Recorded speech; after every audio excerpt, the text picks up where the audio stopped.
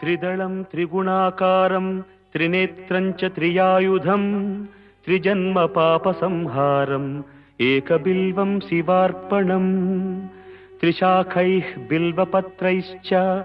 अच्छिद्रैः कोमलैः शुभैः तव पूजां करिष्यामि एकबिल्वं शिवार्पणम् कोटिकन्या महादानं तिलपर्वतकोटयः काञ्चनं शीलदानेन एकबिल्वं शिवार्पणम्